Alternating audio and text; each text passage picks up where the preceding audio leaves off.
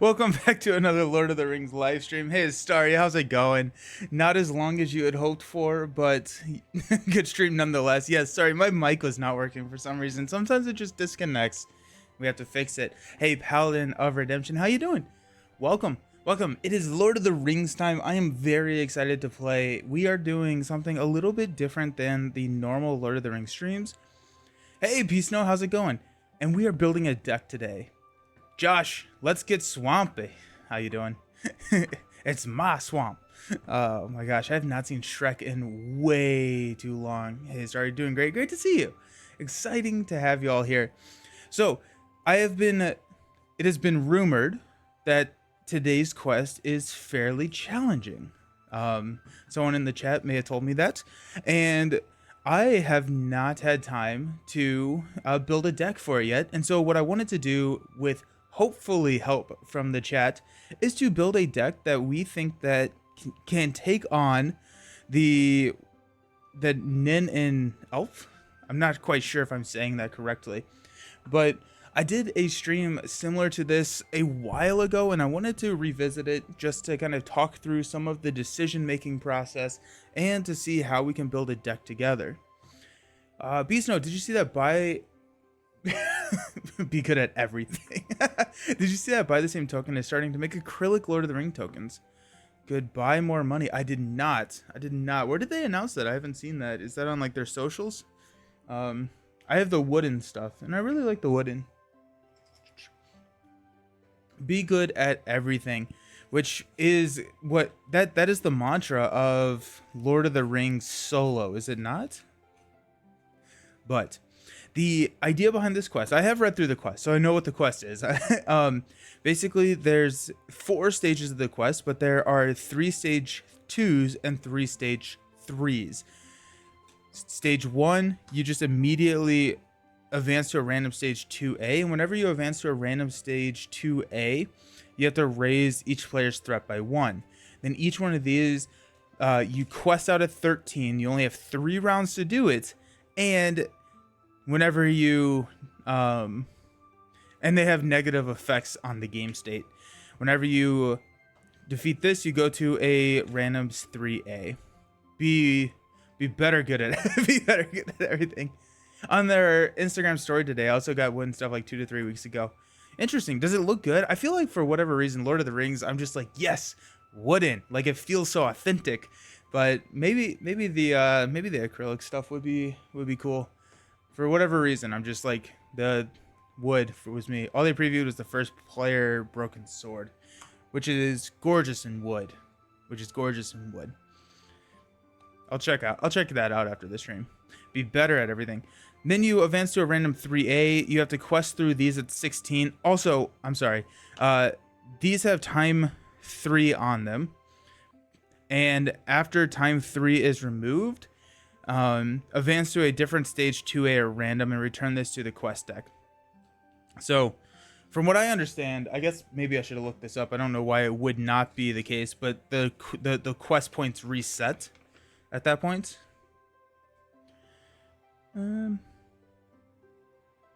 Yeah, any progress on that stage was lost. So we lose the progress. So you have 3 turns to push through, and then you have 3 turns to push through a 16. And these are raise each player's threat by 1, add Ancient Marsh Dweller to the staging area. This is a big monster. And these also have negative impacts. Time 3. Advance to a random 3A. And then once we go to 4, we have to kill the Marsh Dweller. Now, if that didn't sound challenging enough, most of the encounter cards / enemies have negative effects when time counters are removed from the quest. So like this,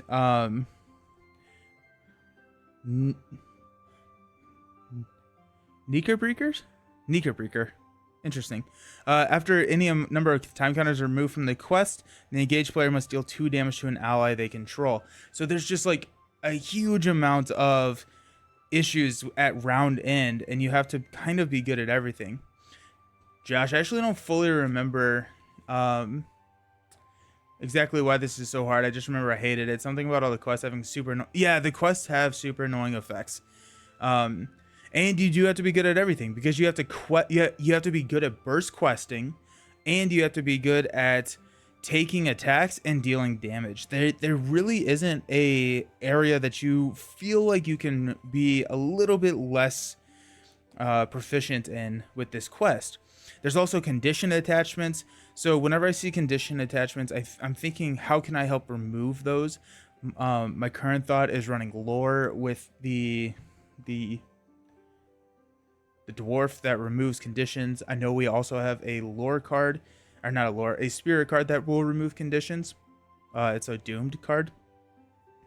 That being said, I don't really want to raise my threat, because I'm raising my threat a lot, considering like some of these like this one is players cannot play more than one card each round. This one is player card effects cannot be used to gain resources or draw cards. And I think this one is the worst. A weary passage. In order to commit characters to the quest, a player must first discard a card at random from their hand. It's frustrating. It can be messy. Sorry, no dilly-dallying in this one. Yeah, but defending is needed too. Glad watching you bleed. Excellent. So, I'm what cycle is this in? This is in Ringmaker. This is Ringmaker. Also, if we finish it, we get to open Celeborn's Secret, which I've seen this one. Yeah, this is the Ringmaker. I've seen this one online a lot, and so this is going to be kind of exciting to open this if we get a win today. So, as much as I regret wanting to as much as I want to use other heroes, I just from face value do not necessarily see how a solo player, and there probably is a way, gets through this without Elrond. Elrond seems really strong here because he gets around he gets around this one card per play. He helps accelerate the economy. It's just, I really hope we get to open that. Will help me build a deck, Josh. Because no, I literally don't know how you're able to wait opening packs. Your patient is 10. Yep. So when I'm thinking about building a deck, the first thing that I'm thinking about is, what are my biggest obstacles? My biggest obstacles here are burst questing. I need to go quick, and I need to deal damage. So definitely go for power, no holding back here. Yeah.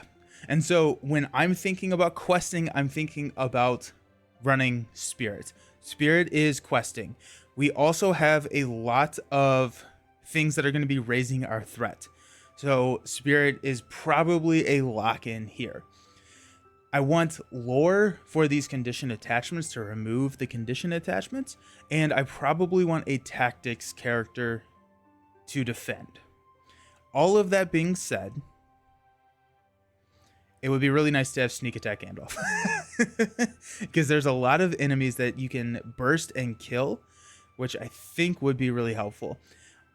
I'm landing on going Elrond. I think we need to have an Elrond and something around that, and then a spirit hero. But Elrond with Vilya gets the spirit sphere, and he can also pay for any ally outside of his sphere. So he can pay for any allies in the game.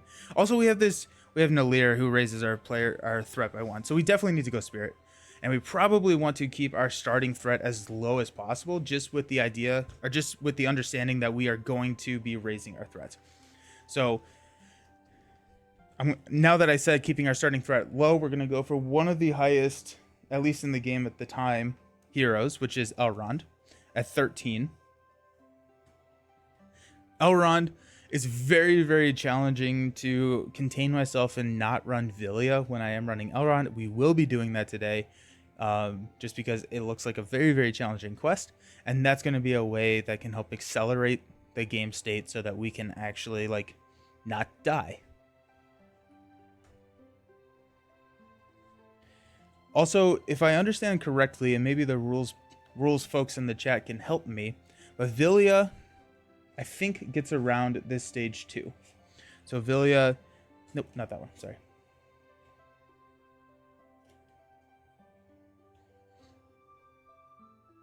Each player cannot play more than one card each round.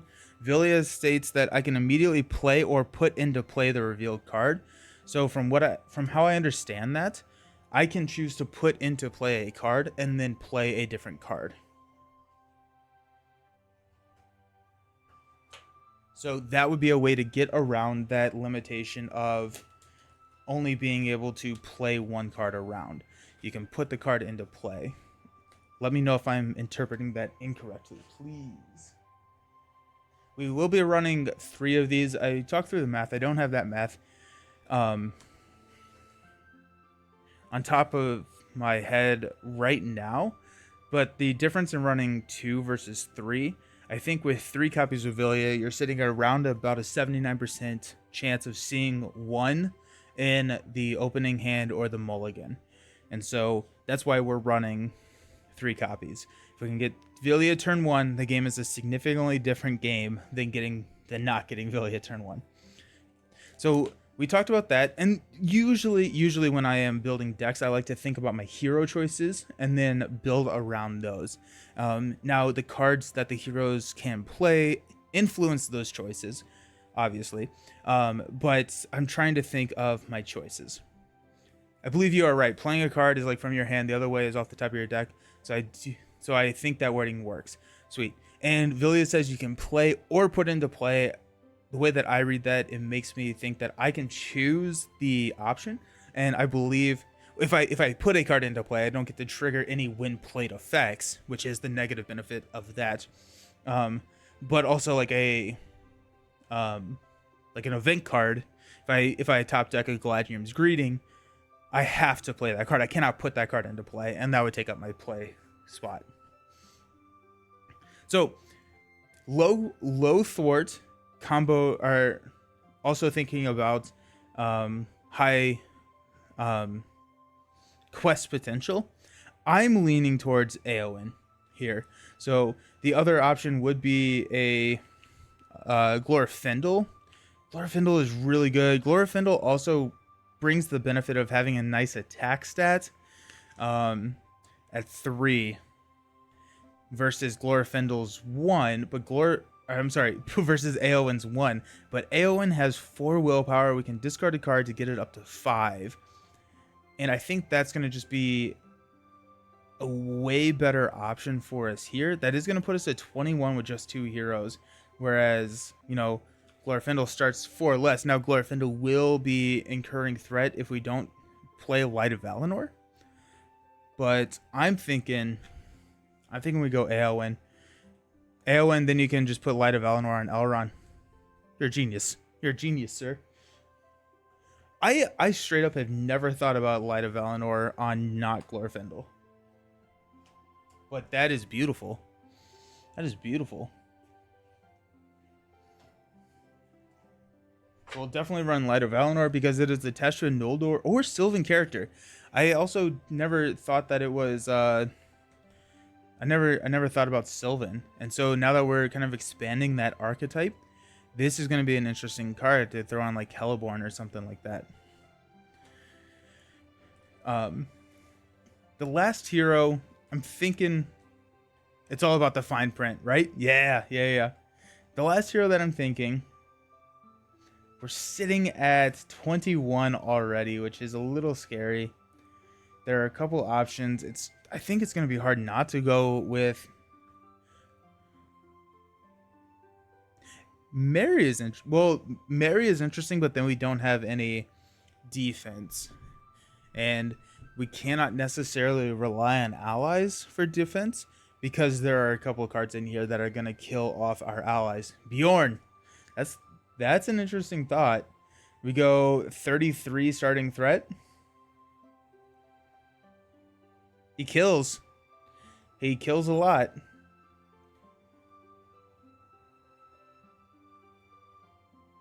Can I play? I remember us talking about this. I don't actually remember the outcome. But Fortune or Fate, choose the hero in any player's discard pile, put that card into play under its owner's control. Can I play that on Bjorn? Since no Glorfindel, he is a good standalone option if you go that way. Yeah. But like, is his text active in the discard pile? Because he's immune to player card effects. You can play it. Okay. That seems really interesting to me. Because Bjorn just has this massive hit pool. He does not need to exhaust to defend, and then he can swing back for 5. I are we locked in on Bjorn? I think it's, if nothing, it's gonna be fun. It's gonna be fun. The other thought would be, and here we go again, Baragond. Am I at least close, Josh, in saying Baragond? I will say the other thought when I was first reading through these cards, before I kind of like got a better understanding of the entire like card pool, I was thinking of Theoden and just running a mono tactics deck, because Theoden gives a +1 willpower to all tactics heroes. And that's not limited to those you control. So just thinking from a multiplayer standpoint, Theoden's really interesting. But Theoden can give that boost to everyone, and we just run like a massive tactics. Good for defense, but you need to be able to attack. That is true. We do need to attack. Yeah, let's go Bjorn. I like it. It's gonna be fun. Set that starting threat at 34. That's the highest I think I've started, maybe ever, honestly. That may be the highest I've ever started.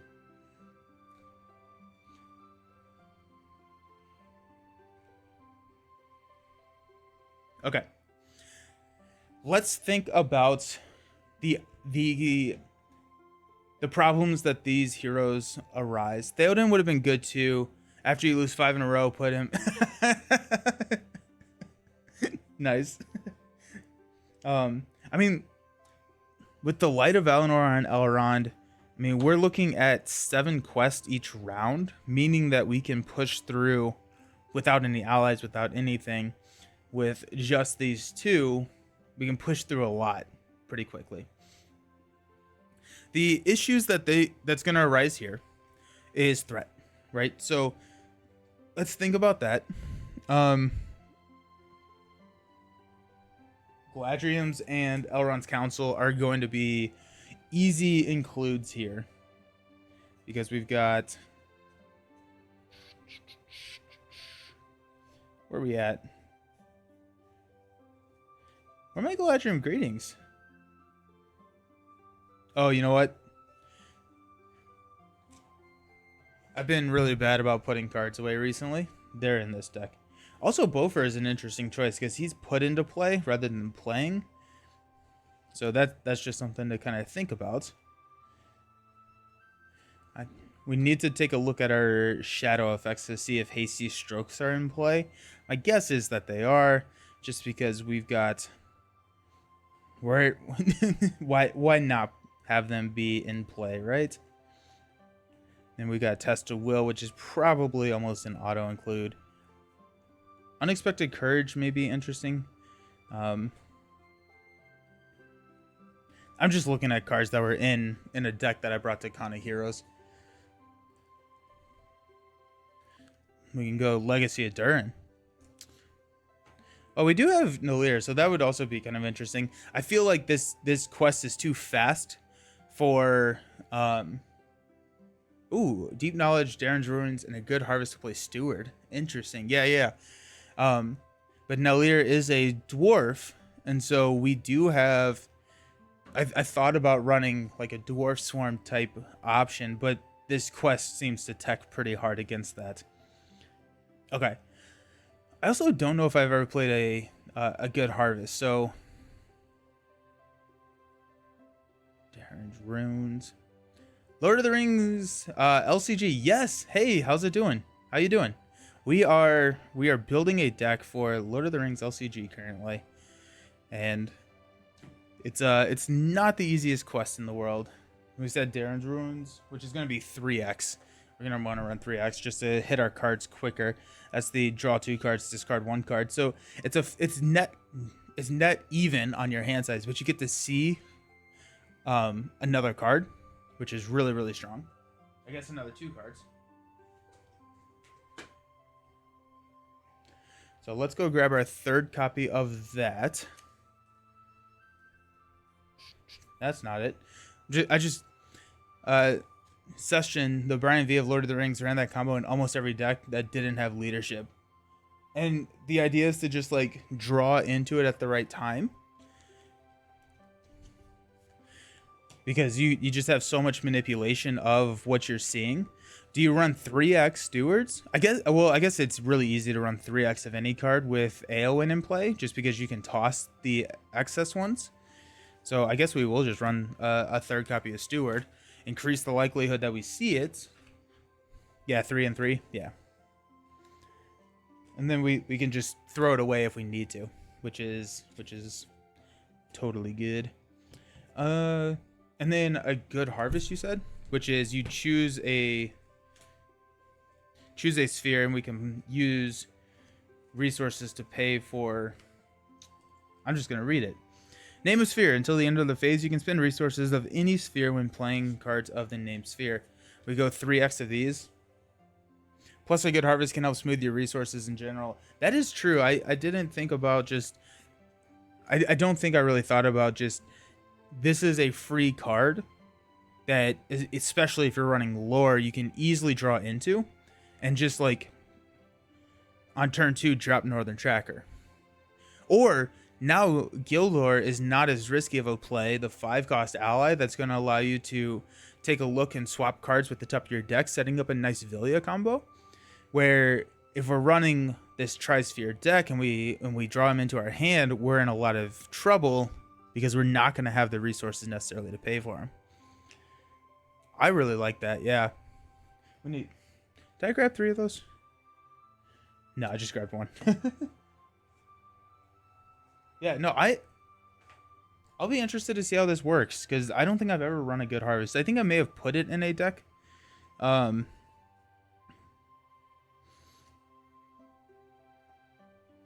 What are our thoughts on a Overhill Underhill Gandalf versus 2 core, 1 Overhill Underhill versus 3 core Gandalfs? Because that could, yeah, they're not even sleeves. I've never run a good harvest.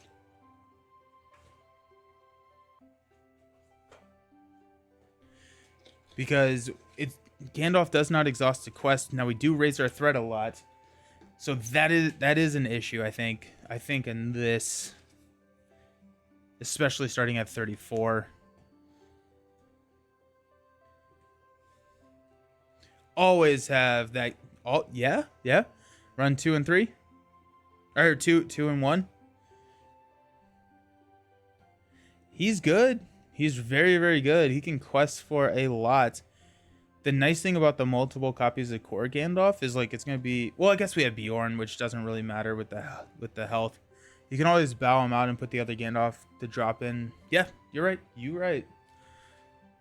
I'm okay. So I'm really enjoying building this collaboratively with you all, because there are combos that I think I have not necessarily seen or thought about, that we get a lot of collaboration, and like I can understand where other people are coming from with the game, and I appreciate that. Will of the West to get your threat removal back in the deck. Ooh, yeah, good call. What was like? Oh yeah, I was coming for Elrond's Council. At some point we probably need to play allies.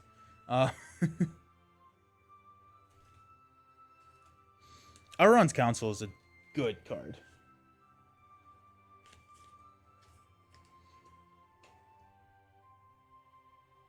Do we like Fortune or Fate?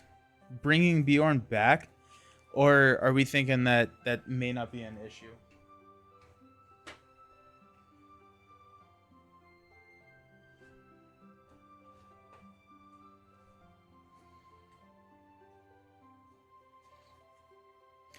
And are you typically running 1 or 2 copies of Will of the West? Let's see where that puts us at. I'm going to check Shadow real quick. -1. Destroys remove all progress from the current quest. Gross.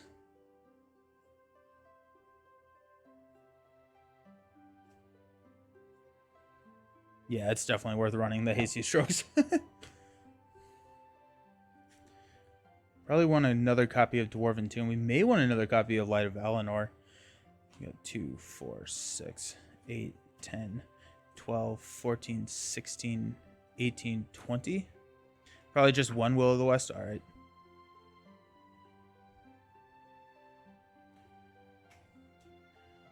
There's 20. 2, 4, 6, 8. So we need 22 cards. We're at 28. Yeah, 22 cards. Okay. So probably another Dwarven Tomb. Dwarven Tomb feels pretty solid here. Ancient Matham could be interesting. And actually, let's also look at our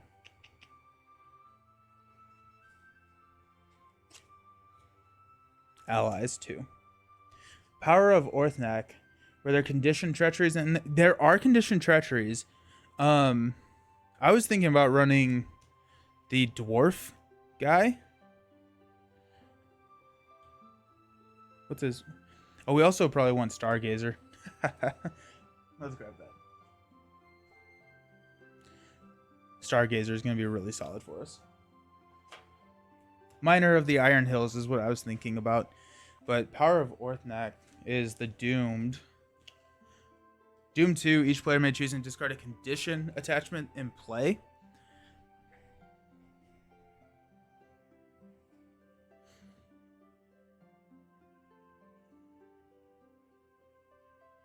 Blue and red. Ooh, blue and red out. Ooh. Yeah. That sounds really cool. Yeah. Power of Orthnak.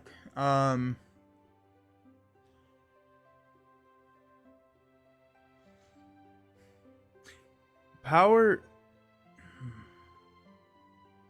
I think we will run the blue and red Outlands. I really like the blue Outlands. I think the blue Outlands are really, really solid. Arwen would be interesting, but I don't think Arwen really works here because Bjorn's our main defender. She can't affect Bjorn. So we got the Swordsman.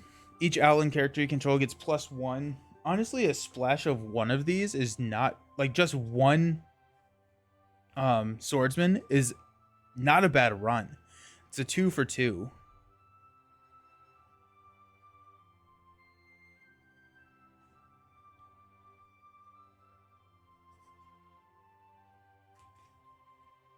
Okay.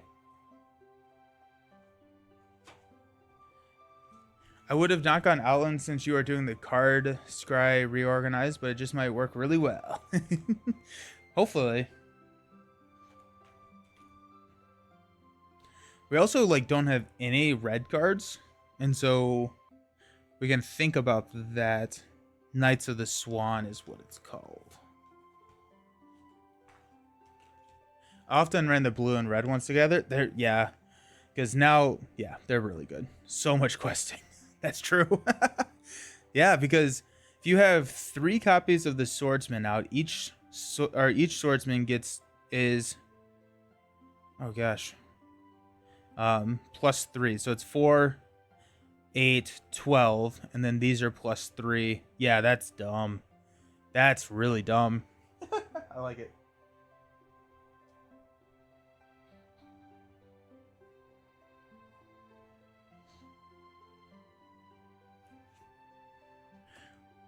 Let's check counts at this point.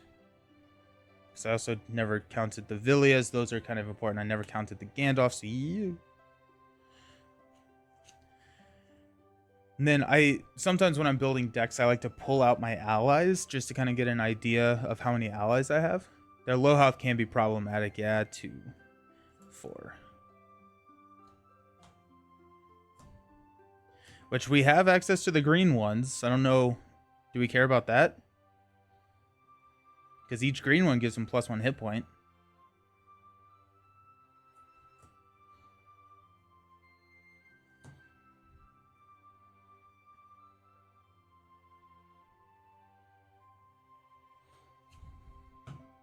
Oh, we also have Nalir, I guess.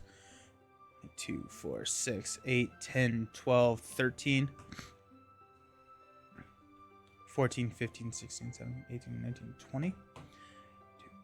6, 8, 10, 12, 14, 16, 18, 20. So there's 40 right there. So we got 6 spots left. If there's room, maybe a couple of green ones. So my concern now is we have nothing for red. Well, I guess like red now is like a really good target. I guess you don't really need much for red. We got these 3 red cards. That's the only red cards we have, but we have a good harvest which we can use for that. Any love for Waylord? Cheap and might be handy. Hey Socratic, how's it going? Feint I think is really solid. I think Feint is really solid here. Waylord is Waylord. What about Landreville? Landreville works with Bjorn, correct? So after a hero card is destroyed, return Landreville to its owner's hand and put that hero back into play with 1 damage token on it. And I mean, Landreville is just a solid attacker. Also, I think it's funny that he's Sentinel with 1 defense. What is Waylor? I don't know if I have Waylor. Solves from healing Bjorn. Just bring him. Yeah, just bring him back. I don't know if there's anything that can heal Bjorn. Which Warden of Healing is also a solid include. Usually this is how my deck builds go. I go like to like 60 cards and I have to cut back. Kind of interested in the Landreville play too. 4, 6, 7. And then that just gives us another good attacker.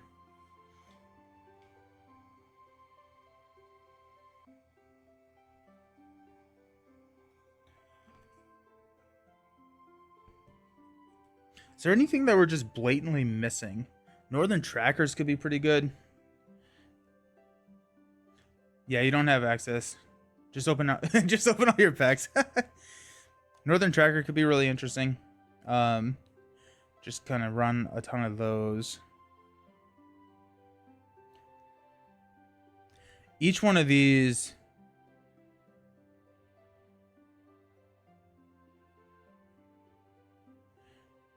I feel like Northern Trackers are really solid include here. They also have the 3 health, so they can get hit by those annoying whatchamacallits.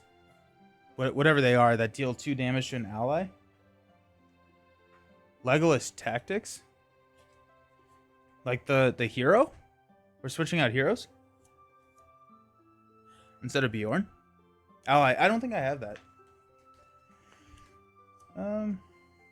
Yeah, I don't think I have Legolas. Defender is not.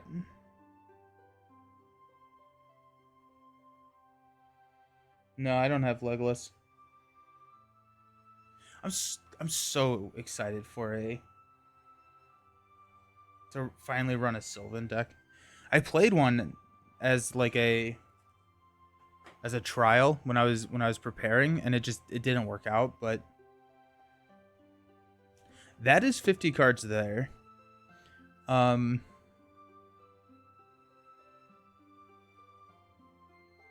Also, you could Villia Steward of Gondor. I didn't think about that.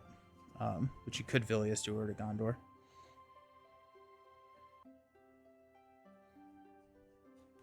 We got our Stargazers. We got, I guess, like, the only thought would be, like, if we could find a Warden of Healing, I think would be fairly solid. Bjorn also, we have a couple colorless cards that, I'm sorry, that they could mess with, that he could pay for.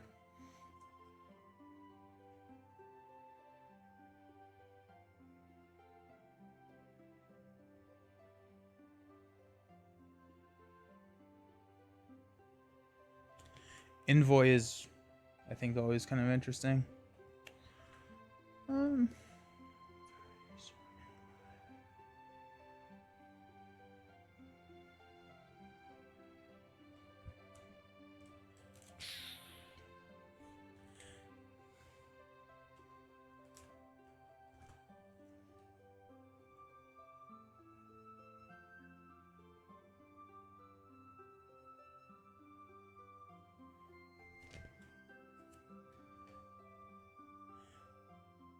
Treason of Saruman in the Lord of the Rings Saga box. One day we'll get there. We will get there.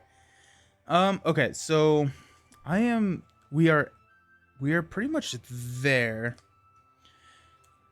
We don't have a ton of card draw. I guess Gandalf's can hit our card draw if we need it. We do have the ruins to help with card draw, but we don't have a ton of card draw. If we go with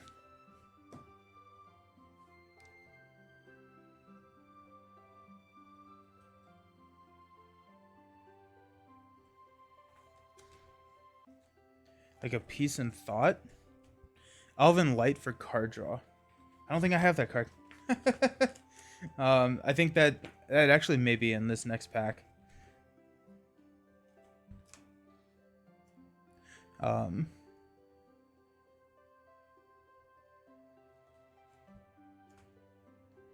No worries, Josh. We were just talking bad about you. We are so currently right now we are at 50 cards, and we are my biggest concern at this point is card draw. We don't have a ton of card draw. Elven Light is net cycle. Okay. That's fair. We don't have a ton of card draw, and so that's my biggest concern right now is we don't have now Gandalf's can get us 3, but I think Gandalf is really our only card draw. And so I'm thinking like Ancient Mathams or something in the lore sphere to grab card draw. The other thing would be like a Warden of Healing if we wanted to heal, but I'm also just concerned that our allies are just going to be dying. The 6 events should be plenty, yeah? 6 events. The ruins.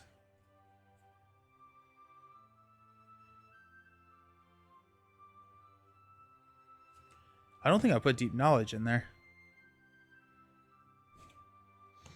I think I missed Deep Knowledge. Doom 2, each player draws 2 cards. I like that. I also haven't played it, so let's try that. Let's try this, and we'll cut 3 something. It's also just a cheap way to do that.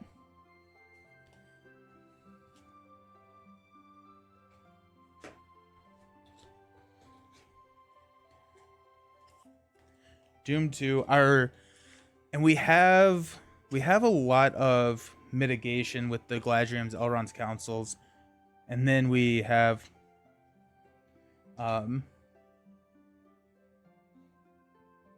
yeah, we have that threat, but we also then have Will of the West and Dwarven Tombs. Gleoine.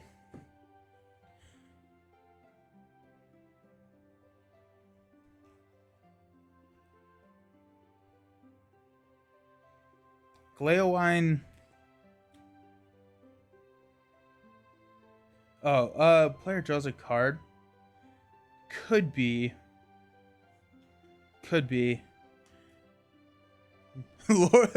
Sorry, the corset. I know you have the corset.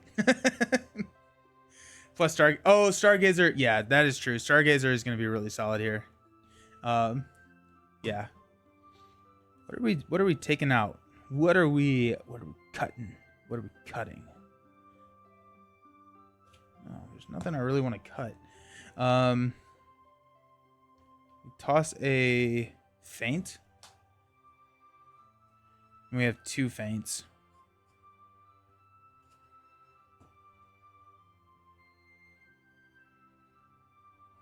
What do our treacheries look like? Each player must assign X damage, where X is the number of characters. Ugh, gross. Surge, remove 1 time counter. Damage. Creature. Oh yeah, we're definitely keeping the Will of Gleoine is so good.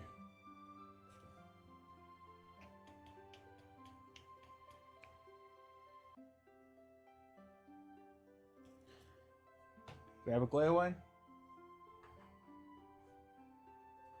Flipped right to him. Okay, so now we're looking for 3 cards to bring out of the deck.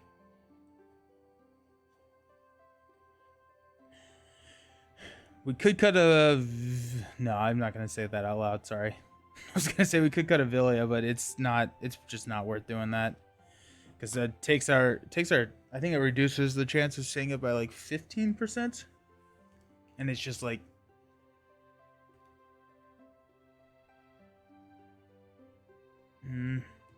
You could always play over 50.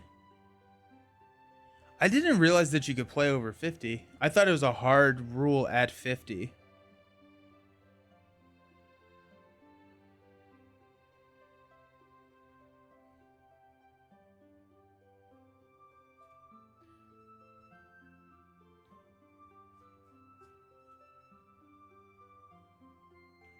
It put me at 53.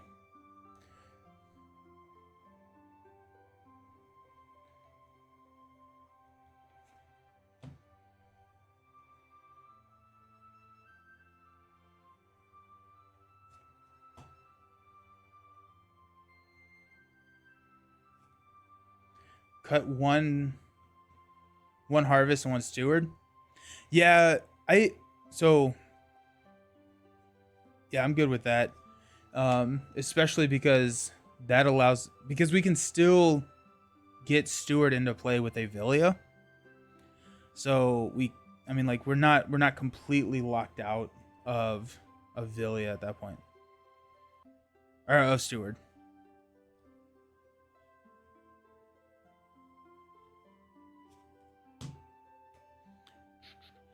We don't have to run 3 northern trackers. We could run 2 northern trackers.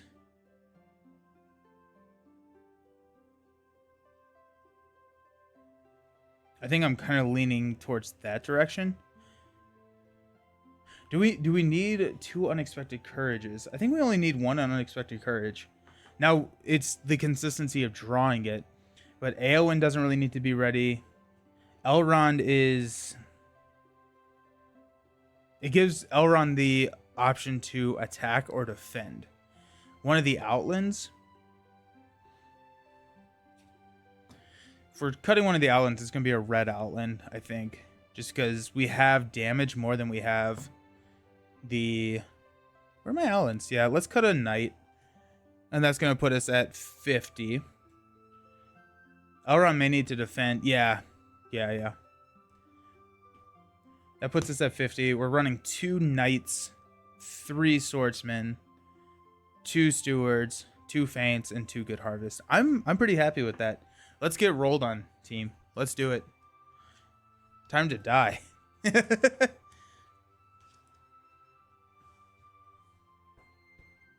Well, yeah, that was a lot of fun. I enjoyed building that a lot. Just that was, yeah. I mean, like, I don't with Lord of the Rings. I don't sleeve cards until I use them, just because it helps me kind of realize what I haven't been using. And there are a couple of cards that I sleeved, and so it's gonna be like a good harvest. And I think there was one other, deep knowledge.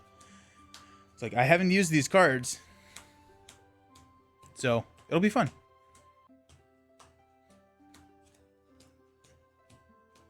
Y'all ready for this? I am pumped. It's like me with your Denethors. I thought those were shredded. I didn't realize that you actually still had those, just not sleeved. Which, I mean, like, to be fair, like, unsleeved Lord of the Rings cards is effectively shredding them, right?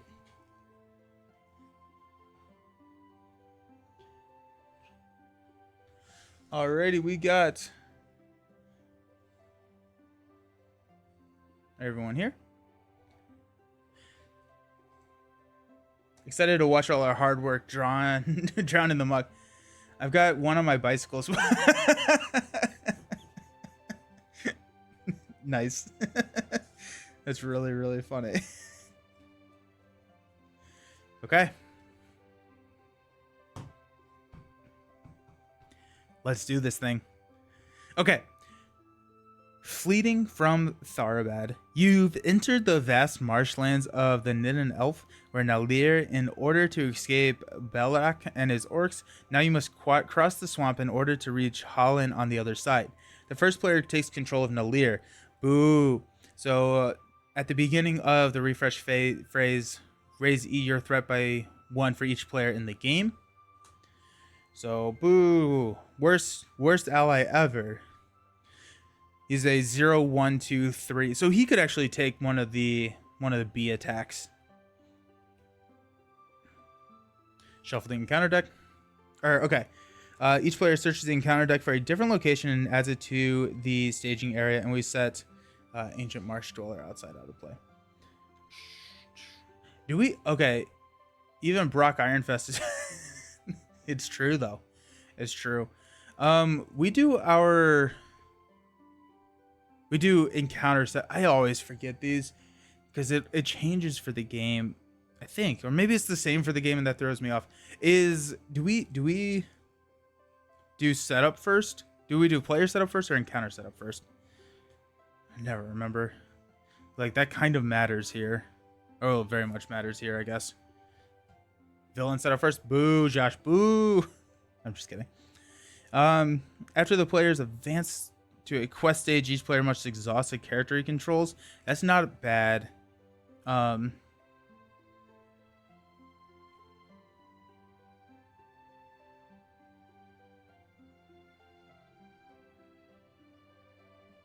Shrinking Bog is actually pretty good. While it's in the staging area, each character gets -1 to all their stats for each item attached to it. Player first in Lord of the Rings. Player first, right? Nope. Encounter. Okay, so it is. It's opposite. Okay. I think it is player first because I thought it was opposite of Marvel. Marvel is villain first. So let's do. I'm going with Socratic.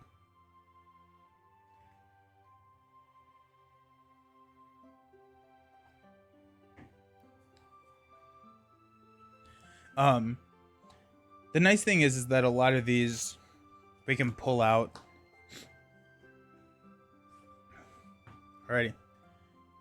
We got Deep Knowledge, Stargazer, Ruins, Gondor, Will of the West, and Elrond's Council.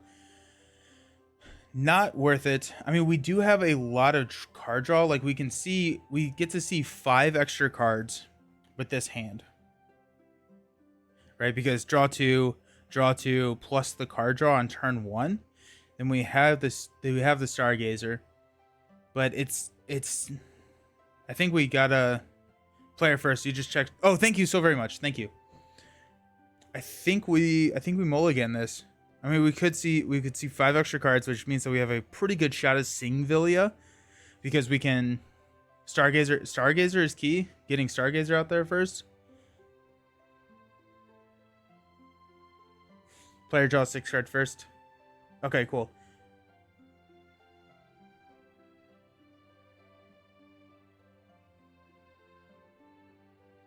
I mean, we can play Stargazer, and then we can draw into Villia, and we can drop Villia turn 2. Okay, we're gonna keep it. We're gonna keep it because this allows us to. Actually, I think the play is to draw the 4, and then to mulligan could be fine too. The good thing is that we have a really good deck of cards. It's very well crafted.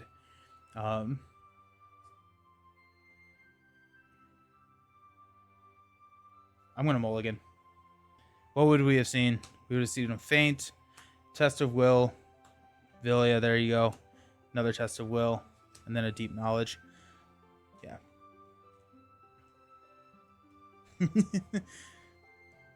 Alrighty, mulligan. We got this.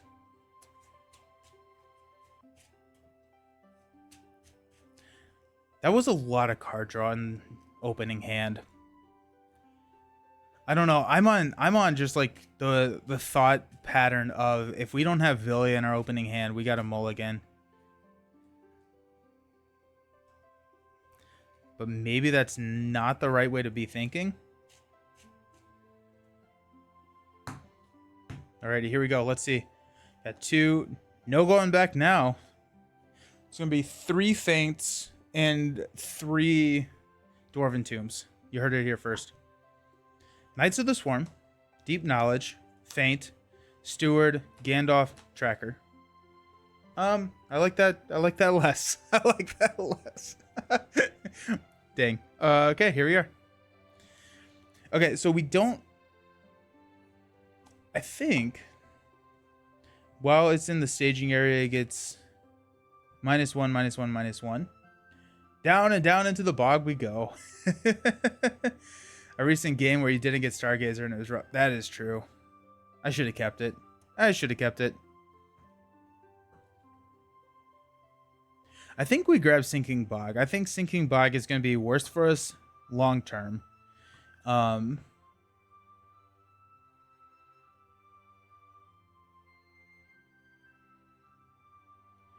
And I think we're not questing through this first stage. I think we're going to let the first stage pass and then try and quest through the next stage, but give us a little bit of time to build. And then we can just clear this out, because I think that's going to be bad late game.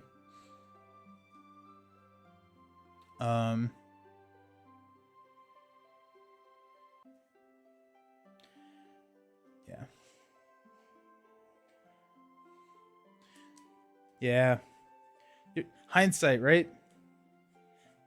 We're gonna top deck Villia right here. I feel it. I feel it. We're gonna top deck Villia. Okay. So no traveler has entered the swamp for an age, and there is no path through the shifting marshland. You must find your own way across the treacherous bog. Advance to a random stage 2A. 1, 2, 3, 4, 5, 6. Raise each player's threat by 1. Boom, up to 35. In order to commit characters to the quest, a player must first discard a card at random from their hand. That is so rough. Yikes. That hurts. That hurts so much. Alrighty.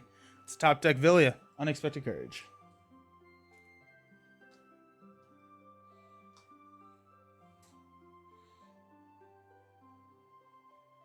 Go Deep Knowledge. Doom 2 to draw 2. Galadriums and a Swordsman. I hate discarding a random card from my hand.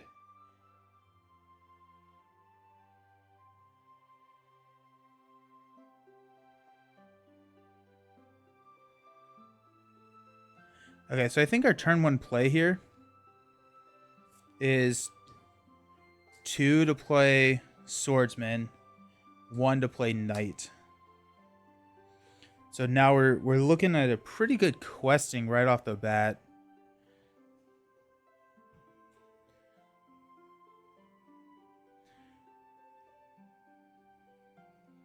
Yeah, okay. In order to commit characters to the quest, we have to discard a card at random from our hand. Is it worth doing? Yeah, I mean, we have to do that. We can't not do that, because then we're just going to raise our threat. Or maybe we don't do it this round and we... Oh, this has time 3.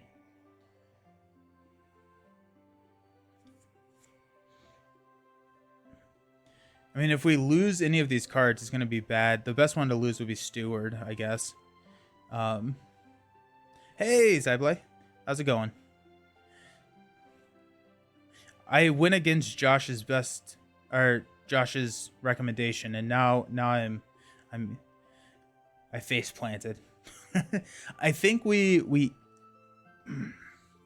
I don't know. Tossing a random card is not good, but let's do it.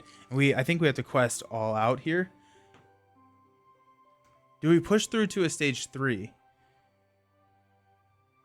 I mean, we're in a situation where we could do that.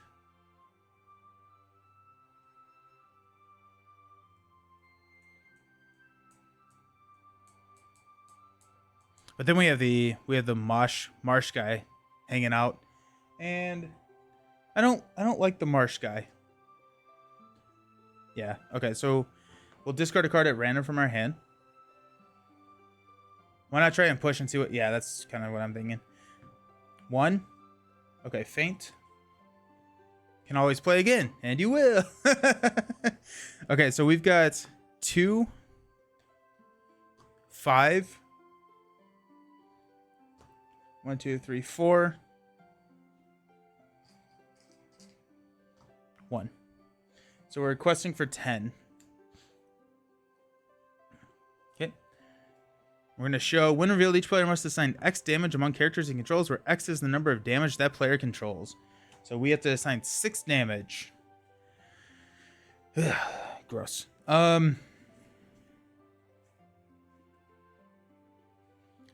2, 4, 6.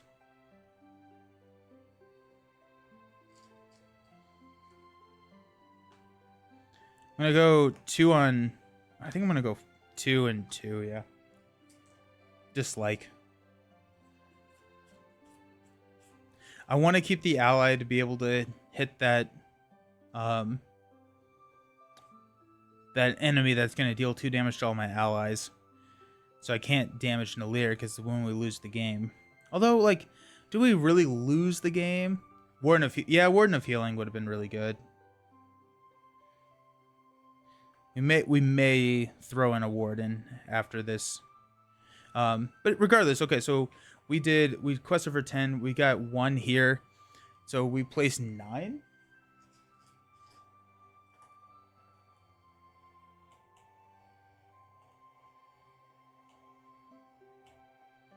Elrond gives an extra point. Next game. Yeah, right? At the end of the round, we're going to remove and draw into a Dwarven Tomb. There you go. Now we're talking. We're going to refresh. Nalir's going to increase our threat. We're going to increase our threat again to 40. We're going to pass out some money. I drew the card too early, but whatever.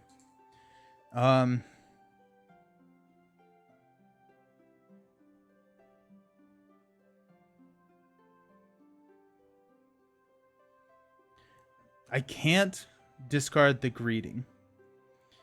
That gets really bad. That gets really, really bad if I discard the greeting. But I still think I just push through this quest and see what happens. So we'll discard a random card from our hand. 6 is Dwarven Tomb. We're showing 1. Let's go 4,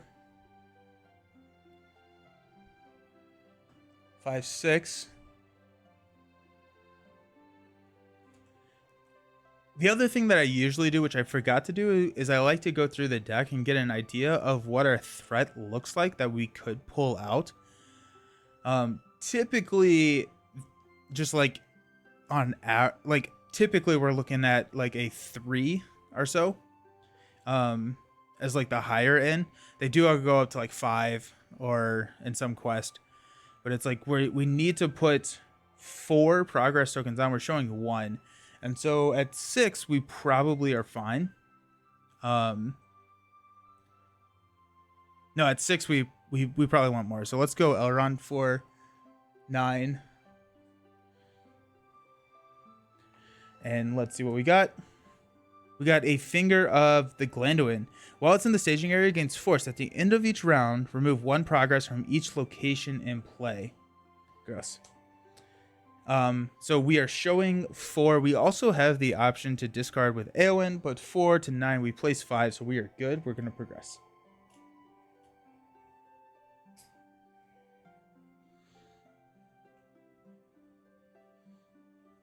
So we go to a random 3A. We got 1, 2, 3, 4, 5, 6. 2. When revealed, raise each player's threat by 1. Ew. Did I lower my threat for some reason? I thought I was at 40. Should I be at 41? I think I should be at 41. Add Ancient Marsh Dweller to the staging area. Heal all damage from it. Marsh Dweller's out there now. And time 3. After the last time counter is removed from the stage, to advance to a different stage 3 at random. Return this to the quest deck. Each location in play gets +1 threat. Hey, you're almost done. We are there. We are there. We will not optionally engage this marsh dweller. He's at 6. This has a force. After any number of time counters are removed from the current quest, place a resource token here. And then he gets +1 attack for each resource token on him.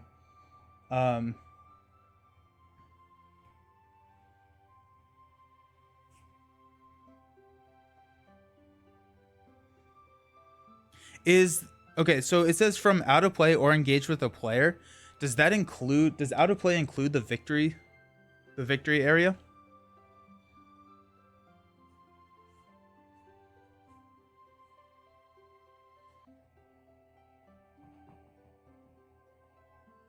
Because if so, I may take this guy here right now. Because, good question. Let me check. Thanks, Astari. Because I can take him and I can tank an attack. He'll probably deal like 5 damage to me. And then we can swing back with 5, 6, 7. No, 6, 7. Which would deal 3 damage. Which is not good. But if we can kill him, which I'm thinking there is a chance that we are able to kill him. And killing him may look like dropping Gandalf next turn. And questing very, very hard. But 3 damage. Out of play includes victory display. Oh, that stinks. Okay, so there's no point in me killing him because 4A brings him back. So I have to kill him. Okay. So we will ignore the Swamp Dweller. I don't no, whatever. We'll travel here. Mainly because he's going to get so big. I don't know how to kill him. Well, I guess you just have to chump block a ton.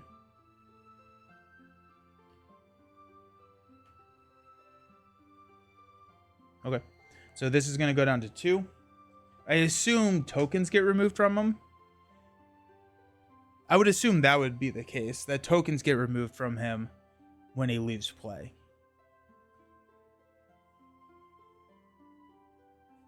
Okay, we'll increase our threat by 2.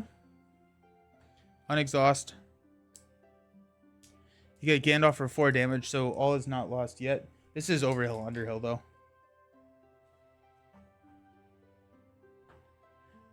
Stand up.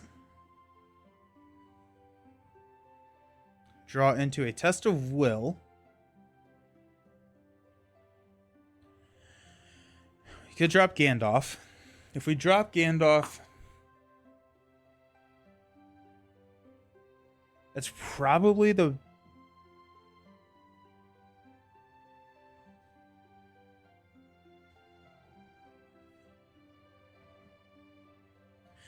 Okay, so we have 16 showing. We're seeing 4, 5.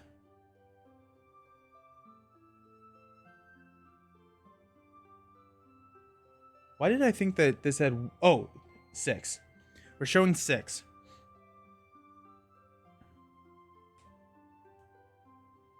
I think the only way that we come close to winning this is playing Gandalf now and hopefully killing the Swamp Dweller before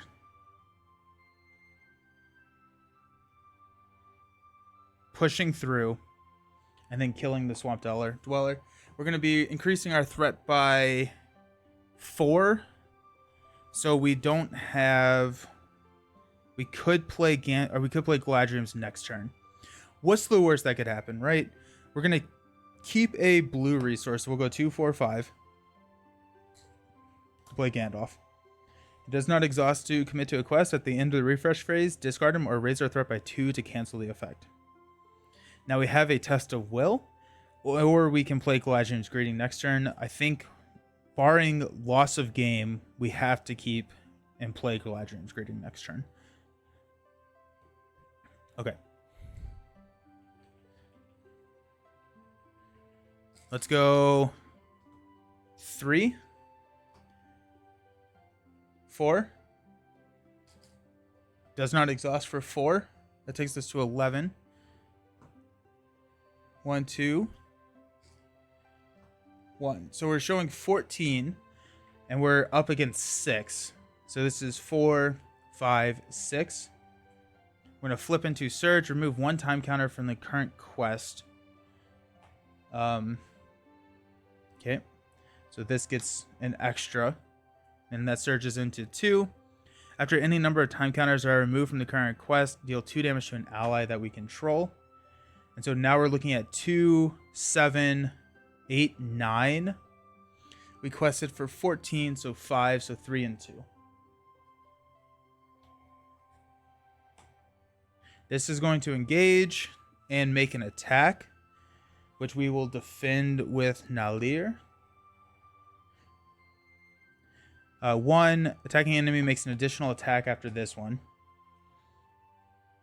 We will. Oh wait, no, we can block with Bjorn. That was dumb. Oh well, we'll block with Bjorn. 1, no shadow effect, and then we'll swing back and kill. No, he has 6 health. I guess we'll swing back with Gandalf and Bjorn to kill. But we are going to progress to a random stage. I hate those. I hate them too. Do we want to travel? I don't think we do. Yeah. Okay, so we are going to remove the time counter. This gets 1. I think this actually is at the end of the round. So let's raise our threat by 2. On exhaust. Now we're going to advance to a random one.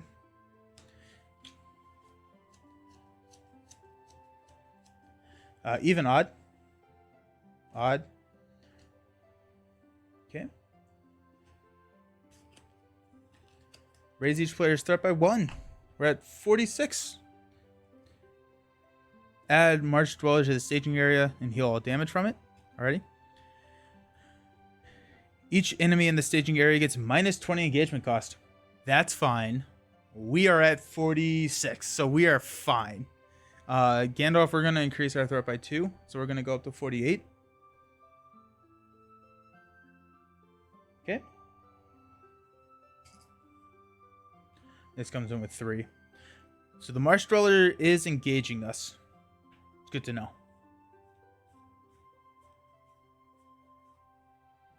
We get to draw a card, which is Ruins. We'll play Ruins to draw 2 cards, discard 2 cards. We got Will of the West and Stargazer. I think we toss Steward and Will of the West. Will of the West is nuts. We're losing the game or winning the game, maybe. How crazy would that be?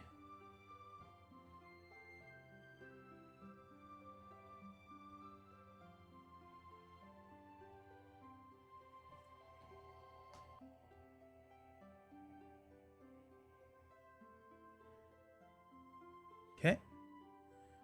We're going to spend these 3 for... Oh, wait, no, we don't have... Oh, my gosh. For some reason, I thought Elrond... We don't have Villia, so we can't... We have to discard Gandalf or else we lose. We lose. We lost this game. For some... Yeah, I thought Elrond had Villia, so... Darren only discards 1. Yeah. Good catch. But yeah. Because I thought we had Spirit over here, so we thread out, or we lose Gandalf, which means that we lose the game.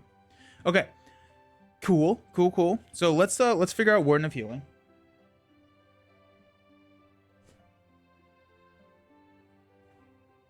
Oh, scoop counter.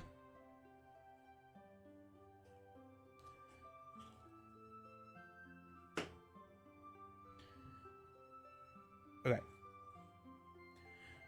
Josh, I think you were right. I think we should have kept that. The initial hand. Because this game looks so different with Villia. I'm honestly a little impressed with how far we got.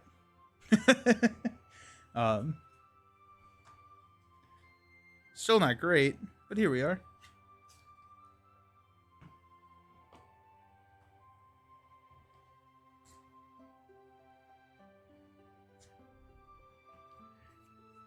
Okay. What 2 cards are we pulling out? I'm thinking the North.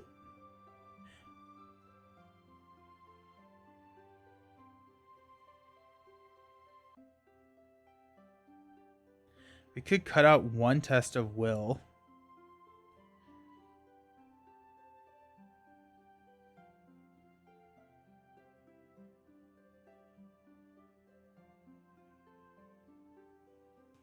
And Gleowine?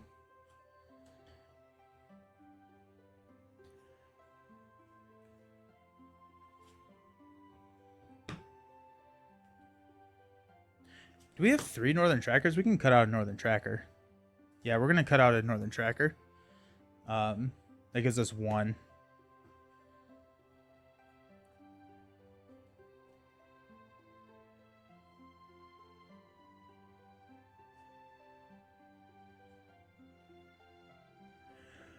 I think I do.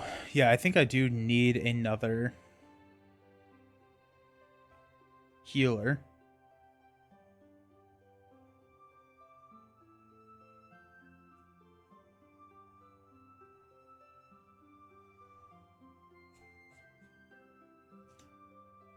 Oh yeah, we also have our discard pile over here, which looks pretty good.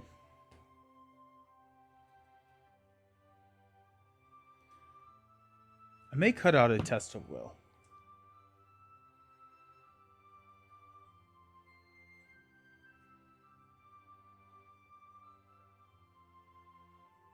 And we just hang on to the test of will.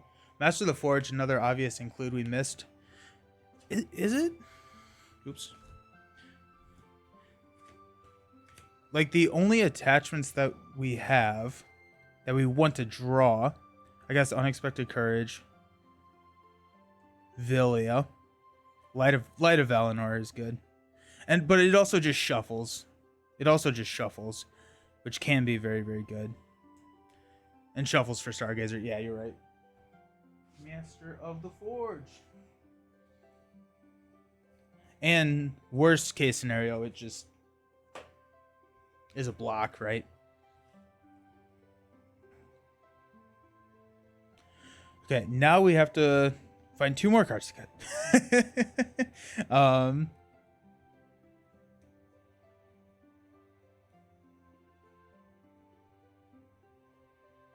Do we need the trackers? The trackers are good defenders as well.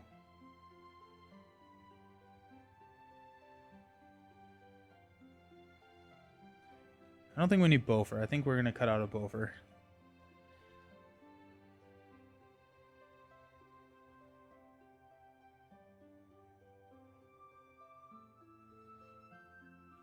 Maybe you don't need a good harvest with Villia.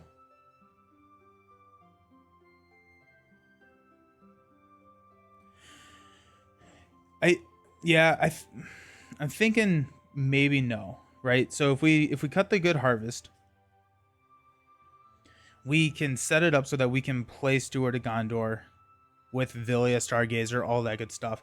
And we're looking at, we have like 2, 3, 4. We have 4 red cards, so this is our basic play. And then both of these have Spirit. And so I'm thinking that a good harvest may not be needed here. Just because we are fairly mono.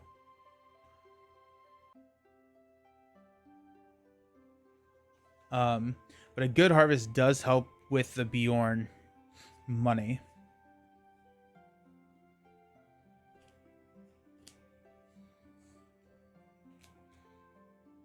If we cut that out, I think we do have a spot.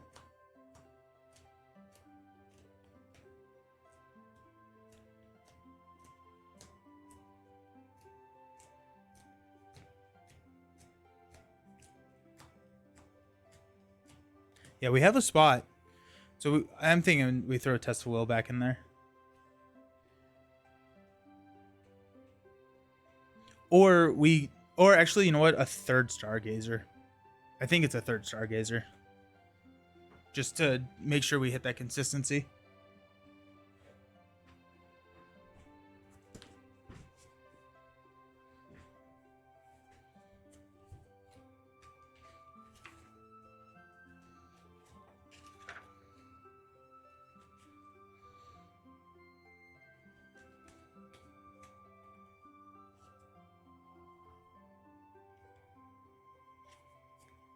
All right, let's try that. Second time's the charm. What's nice is that we get to start with a way lower threat than what we currently have. 34. Soon to be 35 because you raise your threat by 1. Okay.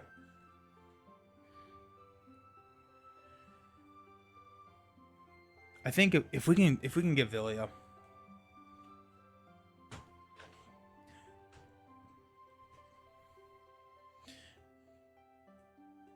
Be so nice. So nice.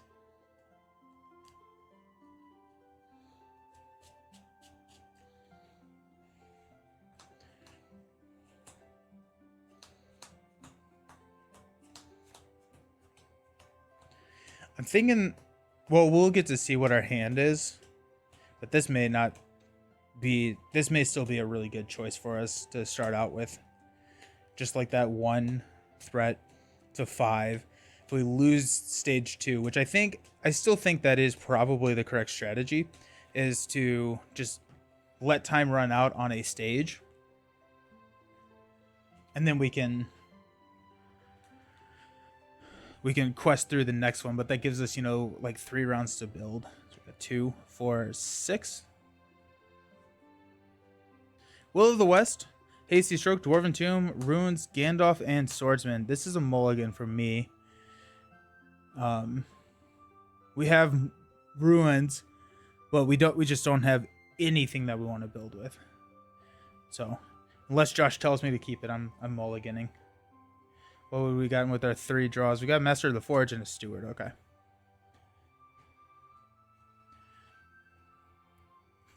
But from now on, if Josh tells me to keep a hand, I'm keeping the hand.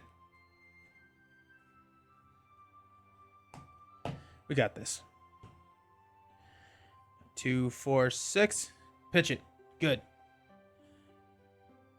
Come on. Steward. Galadrium's. Healing. Kildor. Gleowine. Yikes. Not good. Not good at all. Shoot.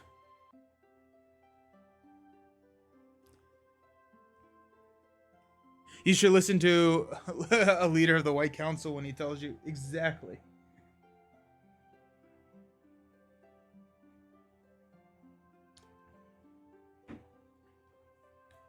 I mean, like, do we scoop here? Like, this is not a winning hand. I don't think we win with this hand. We got Villia.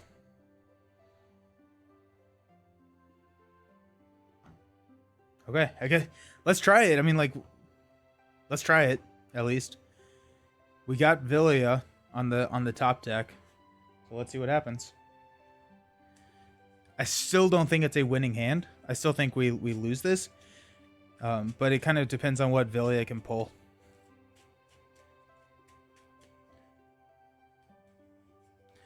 I picked this, by the way. I don't think there's really one that I would rather pick, even with Villia.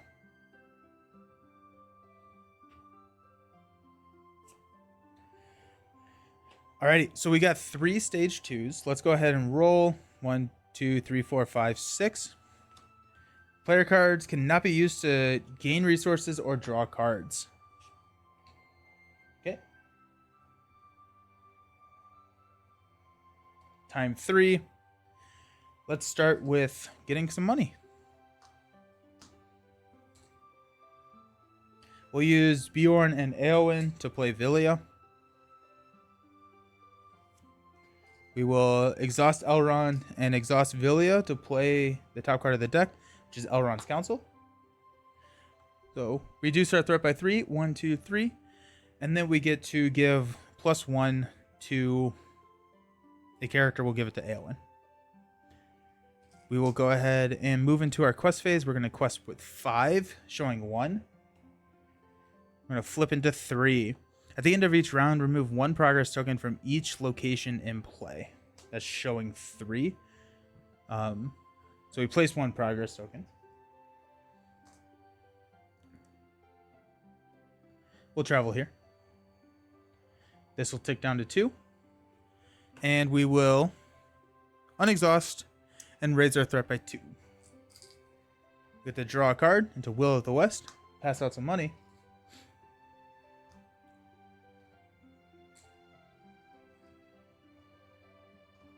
Villia, let's go. Hey, a swordsman. Alrighty, I'll take it. Uh, uh,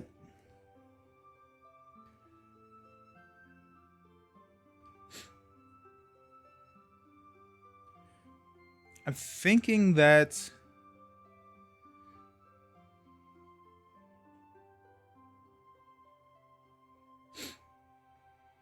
like Gleowine we could play, but we can't use Gleowine to draw cards right now, so there's no reason to do that.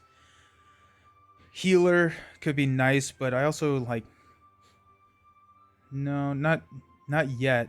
I think I would like to save up and see if I could get Gildor. If I could get Gildor on the table, that'd be really nice. But now I'm seeing why a good harvest would be really good, right? Because we could drop Gildor next turn instead of in 3 turns.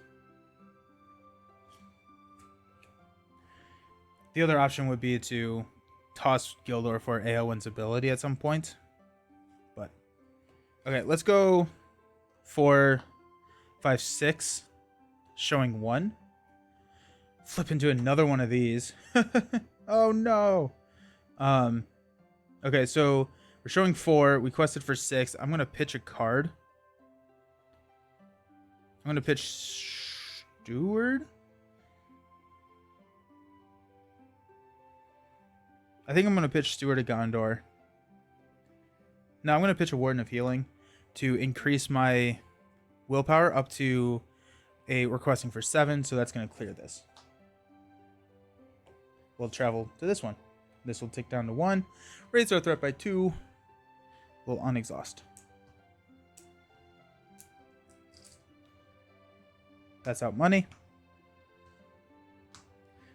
Draw into Northern Tracker. We could play the Northern Tracker right now. I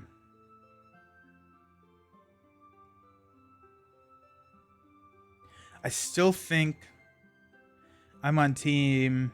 Let's wait and see what happens. So let's go ahead and Villia Elrond for Deep Knowledge, Doom 2, 1/2. And we get to draw 2 cards into a Light of Valinor. Nice. And another Deep Knowledge. Okay, let's go 1 here for Light of Valinor on Elrond. So now we can use Elrond to quest without exhausting him. And then we can Villia after our quest phase. Do we Deep Knowledge again? Are we crazy? Are we crazy? Let's Deep Knowledge again. Doom 2 to draw 2. Got Master the Forge and a Hasty Stroke. Alrighty.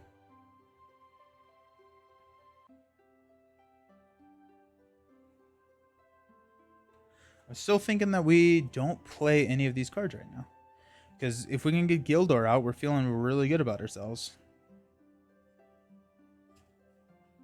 Because then, if we can get Gildor out, we can then drop a Steward of Gondor. That's the big thing, right? Okay, so time to quest. We'll go 4, 5, 6, showing 1. I'm going to flip into Surge. Attached to a location in play. Counts as a condition attachment. Gets +2 quest points and gains Forced. Remove an additional time counter from the current quest at the end of each refresh phase if able. We'll throw it here. Another nice thing about Master of the Forge is he can pull out the extra Villias so you don't actually hit. Yeah, yes. Very true. Very true. Surges into another Stinking Bog. Okay, so we quested for 6. We're showing 2. So we place 4 here. I'm going to discard a card. What are we discarding?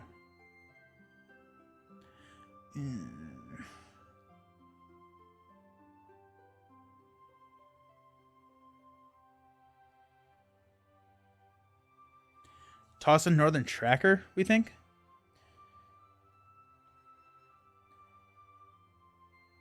Northern Tracker is just so good to take those hits.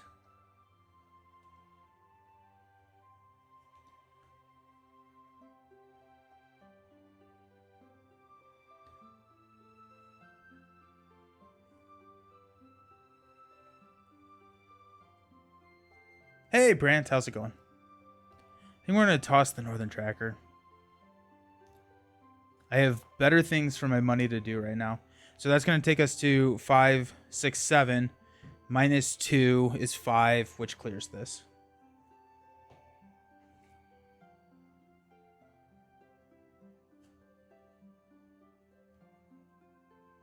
Do we travel to the bog? I do not believe I own this far into the game. Hey, chap. Okay, we're gonna travel here. Might as well. Time counter gets removed, so we're gonna advance to a random stage 2, which I put somewhere. Here we are. Okay. Even, odd. Even. Players cannot play more than one card each round. Okay. That comes with time 3.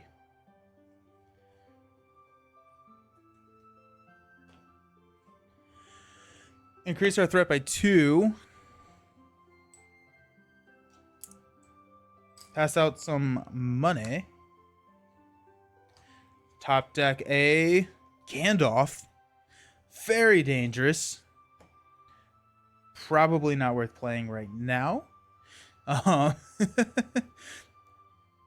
We are 1 away from a Gildor drop, which is hilarious to me. We can only play 1 card per round. The good Gandalf for later. Yeah, exactly.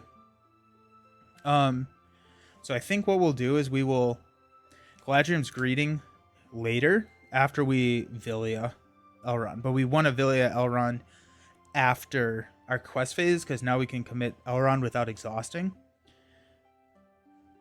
And then we can... Oh, we can Galadriel's next turn with just AO in. And then we can drop... Yeah, next turn. If we can... Like, next turn, we are looking really nice next turn. The Galadriel's drop, a Gildor drop, which then gets us a Steward drop. We're... Okay, here we are. This is how we're living life, apparently. We're exciting. I do think we want to push through this quest.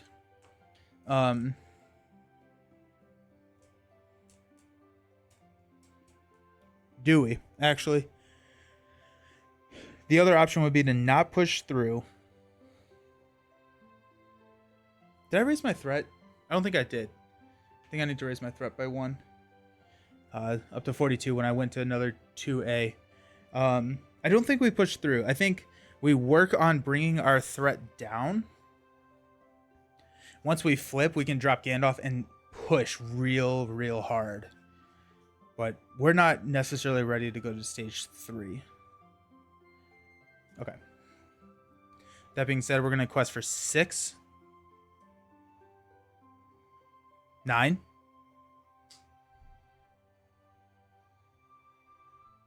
Showing 1.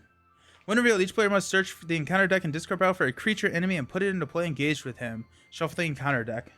This effect cannot be okay, well, there you go. I was going to cancel it, but here we are.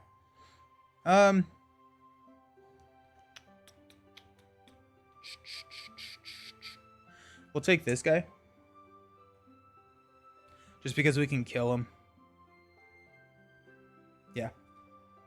Because we can kill him with a Bjorn and Nalir attack. I guess we could keep Elrond around.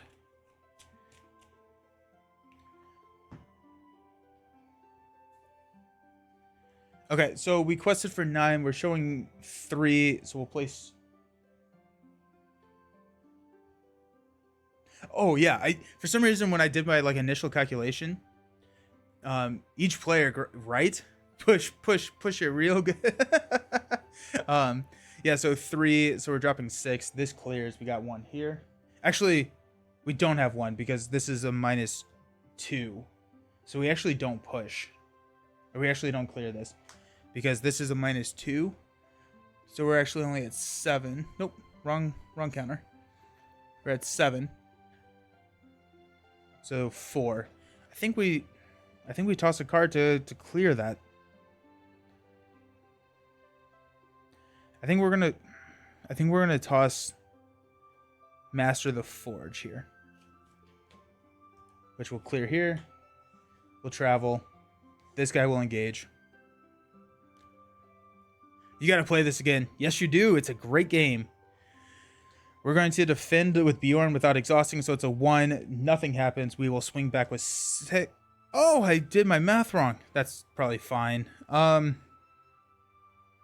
I discard a card to bump up my attack? Stupid Nalir is bad.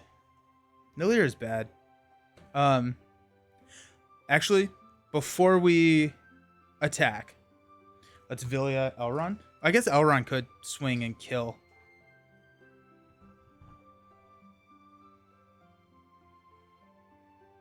No. Vilya Elrond. Unexpected Courage. Sick. Nice. Okay. We'll put that into play. We will exhaust Unexpected Courage to ready Vilya, and now we will swing back and kill. Okay. That worked pretty well. I'm happy with that. We did not play a card this round.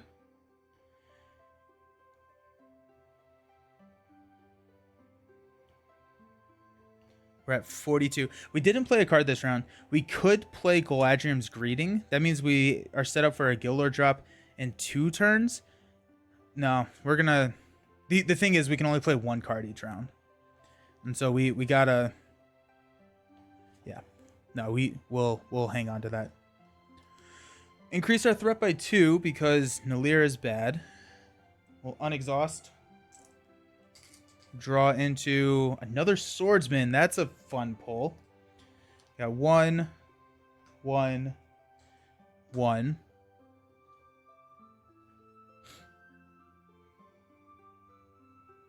Oh, and now we can Vilya Unexpected Courage in such a different pace strategy. From, oh, yeah. Yeah, very, very much so. Okay, so here we go. We are going to go... We're going to drop 5 here. 5 from Elrond to play Gildor. That uses our once per round. This is also down to 2. We're going to exhaust Gildor to look at the top 3 cards of your deck. Switch one of those cards with the card in your hand. We're going to take Vilya and put Steward on top. We will draw into Dwarven Tomb. And then we can Vilya Ruins.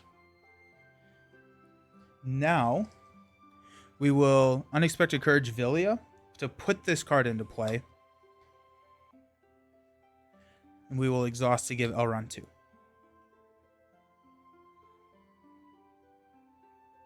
The reason I took Vilya, when it gets it out of the deck, we could toss it with Eowyn. We are at 2.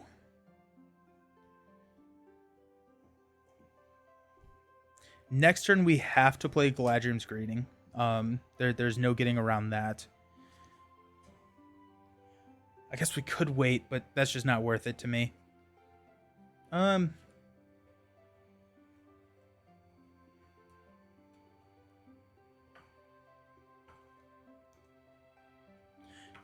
We're cooking now. We are cooking now. We are. The problem is that we can only play 1 card a round. Now, that only happens for 2 more rounds. Regardless, because I'm not questing for 18 this turn. So...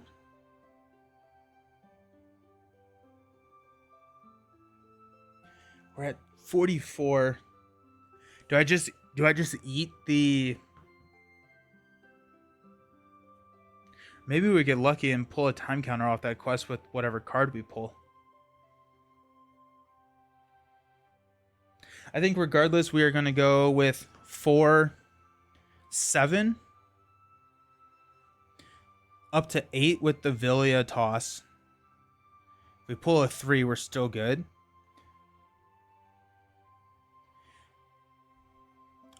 I'm thinking that there is not a way to push right now. We are going to have a Dwarven Tomb as well. We are going to have a Dwarven Tomb.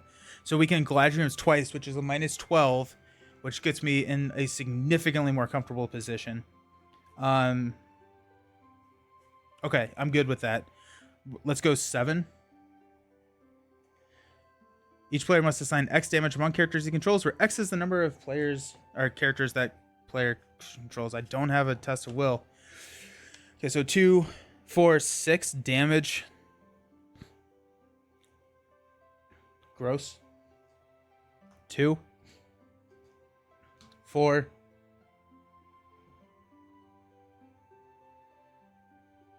We've already seen one of the bugs. I only think there's like 1 or 2 more in there. Let's go 2 on Gildor. I want to keep Bjorn healthy so he can take multiple attacks from the Marsh Adder when he comes out. We went for 7, which clears this, and places 2 here. We will roll down.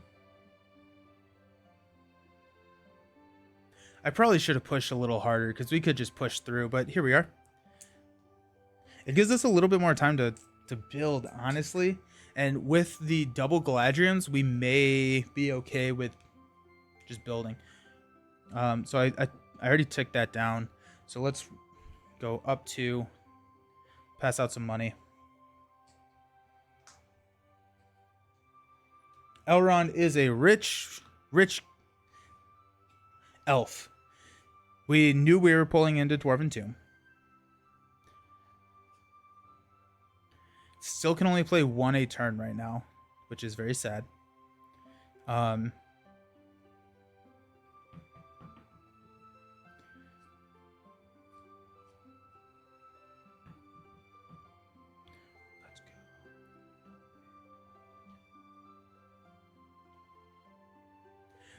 go. Let's we're 46. Let's just go ahead and play the Galadriel's Greeting. -6. Takes us down to 40. Just gives us some breathing room. We will... I guess we'll go ahead and do this just to see if we can put it into play. We cannot immediately play or put the reveal card. Otherwise, move the reveal card to the bottom of your deck. So it goes to the bottom of our deck because we cannot play it. Whatever. Next turn, this will not matter. Do we push here? Do we want to stay on stage 2? I think we want to stay on stage 2 because the adder is just going to get worse and worse over time. And so if we can wait and push real hard in 3 turns when there's 1 time counter left on this quest, actually probably 2 turns, just to give us a little bit of leeway if this removes a time counter, then we are feeling a lot better. Like we're set up. We have another swordsman that we can drop. We have a Gandalf that we can drop. We have we just have a lot of things that we can do. And I'm feeling that we don't push now. We push after this next one. It costs us a threat to do that, but I'm okay with that. We're at 40. We're going to Dwarven Tomb of Galadriel's, go down to 35. Yeah, we're good. Okay, so with that being said, let's just go ahead and quest for 7. I'm going to flip into Surge, remove 1 time counter from the current quest. Alrighty. So this surges. We remove the time counter. We're gonna go to a random 2A. So we got even, odd. Even. Increase our threat.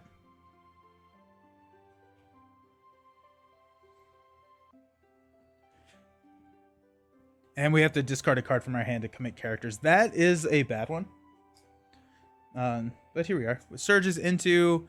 While Fan of Reeds is in the staging area, he gains force after players advance to a quest stage. Each player must exhaust a character he controls. So we quested for 7. We're showing 2. We'll place 5.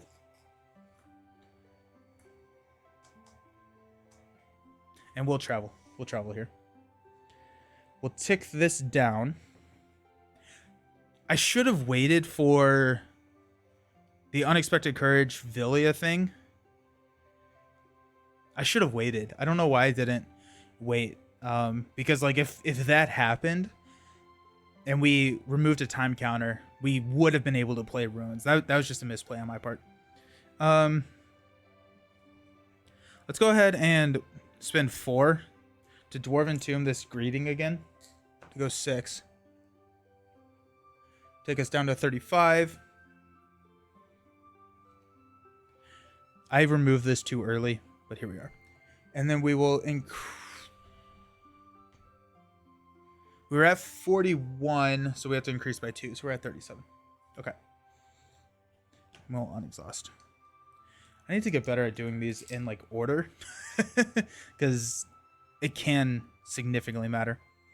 Okay, Um, top of the round, we're gonna draw a card into Knights. Sweet. Gandalf can be paid for with Elrond. I should have used Gildor.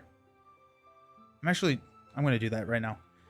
Gildor was unexhausted, so we're gonna use Gildor. We get to look at the top 3.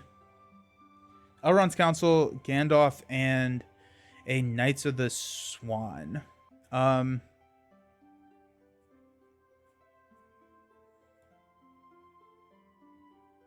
So if we push through, we pull the Adder out. The Adder's going to heal all damage. So I would like to draw Gandalf rather than Villia Gandalf. Might as well.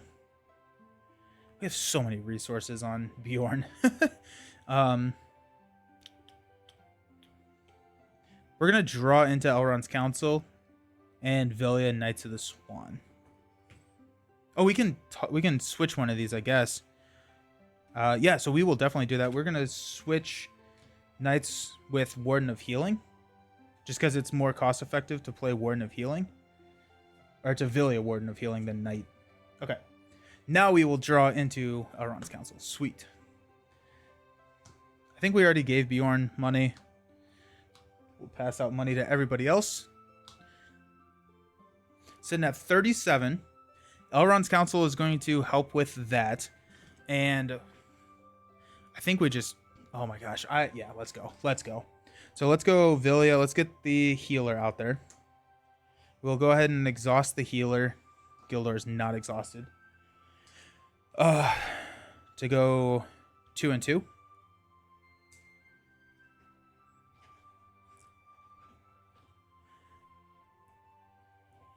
We'll drop 1 for a knight.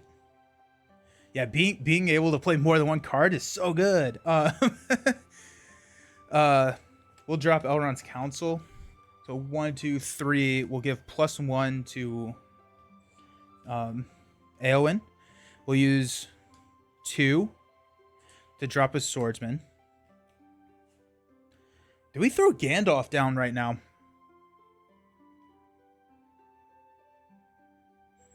I think we do. I think we drop Gandalf mainly because I don't want to... No? How many rings you got? Just the Villia. Why no? Save him for the last battle with the extra attack points? Well, okay, so what I'm thinking right now, right? If I drop Gandalf, can I manage my threat well enough to leave him on the table? And that way I don't run the risk of discarding him when I commit. That's what I'm thinking right now. Yeah, it's overhill, underhill. Then yes, okay. Okay, so first off, we're going to go 2 to play Gleowine. And then we're going to go 2, 4, 5 to play Gandalf. Now we're going to lose one of these cards. I am kind of okay with losing any of them except for maybe Will of the West. Do we just Will of the West right now? Is that insane? Puts Galadriel's Dwarven Tomb and 2 Elrond's Councils back in. I think we just Will of the West right now. And then we lose one of these and I'm okay with that. Let's do that. We'll play Will of the West. Shuffle these in. Oh, you're fine. You're fine.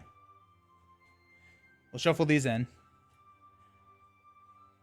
That way, I mean, like, we may lose Will of the West, but now I'm losing a hasty stroke or something, and, like, I'm okay with that. Yo. We are... we are set up now. Now, I'm not going to use the draw a card. We'll use Gildor and draw a card here in a second. But after we have to discard a random card to commit to a quest. We got some stuff going on. Woo! You're getting so good you may not even need this. No, we used it today. We have to keep it, right? Okay, so let's use the quest points. So we got 3, 1, 2, 3. We'll quest with 5, 1, 2, 3, 4, 5, because we used Elrond's Council for that. Quest for 4 does not need to exhaust. 1, 2, 3, 4. We got 1, 2, 3.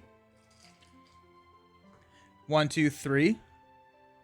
It's fun to play with power. Yeah, exactly. So we're showing 18. We only have 8 left. We have 11 here. And so we should push no problem. We'll flip. When revealed, remove 1 time counter from the quest. And we'll flip into a Neeker Breaker. It's just, for some reason, that sounds weird. Oh, and I have to discard a random card, sorry. Even, odd. Odd is, okay. Okay, so we are now showing 2. We quested for 18. We placed 16. So 13 goes onto the main, and we are rocking and rolling now. Is solo play recommended? I think so. Solo play is going to be significantly more challenging. And I will say the times that I have played this game multiplayer, which has been like 3 times, I've had a lot more fun than when I play it solo. So I don't know if I would say it's recommended in comparison to multiplayer. Solo play is still very satisfying and very fun. So if you have a way to play with a group, that's the way I would recommend. If not, totally fine. It's still a very, very fun solo game. The other thing that people do is they'll play two-handed. Well, they'll control 2 sets. They'll play like they're playing 2-player, and that is a way to do that as well. Okay. 1, 2, 3, 4, 5, 6. When revealed, raise each player's threat by 1. Boom, up to 35. Add Ancient Marsh Dweller to the staging area and heal all damage from it. And we have got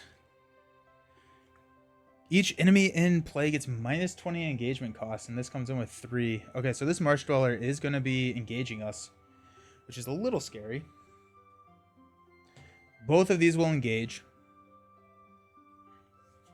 In one of my action windows here, I'm going to Gildor, look at the top 3. Northern Tracker, Deep Knowledge, and a Swordsman. Is this one of the dead cards? No, it's not. It's not. They're okay, so they're not putting out new content, but they are repackaging their old content currently. And so I wouldn't call it dead. It is they're not coming out with new stuff, but they are putting it into more packaging so it's easy to find. If you go to like a local game store, you would find this game today. We're gonna drop Northern. Adding. Oh yes, that is true, Astari. They are adding campaign content, so there's no new like player cards or cards, but they're adding a way to play it in like a campaign mode, which I did play the first box campaign, and that was a lot of fun. That was really fun.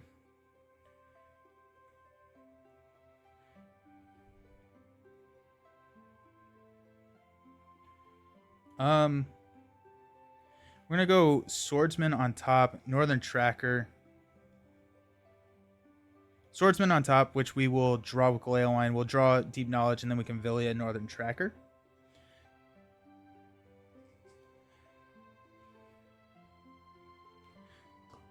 We'll draw. Deal out shadow cards. We lost our Hasty Stroke, sadly. Bjorn's going to defend here.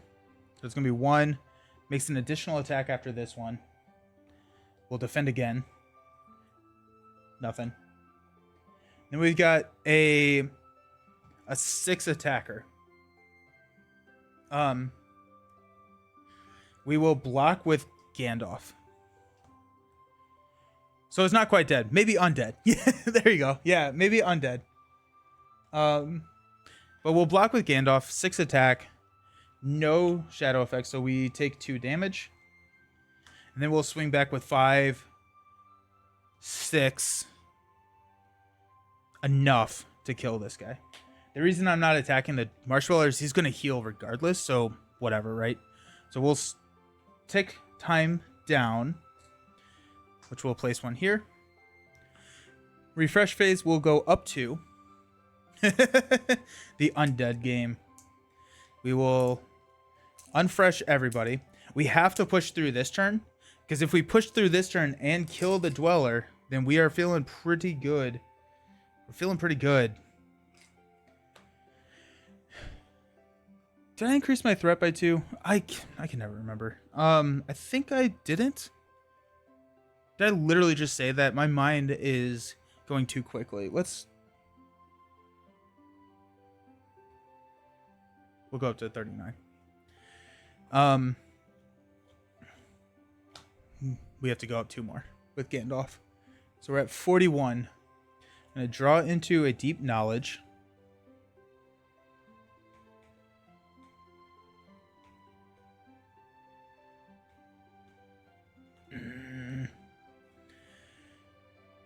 Oh, and we need money. We need money. That's the other big thing, right?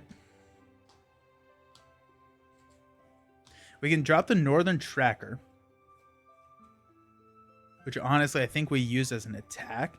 Can we win this round? Okay, so we have to deal 13 damage. So 5.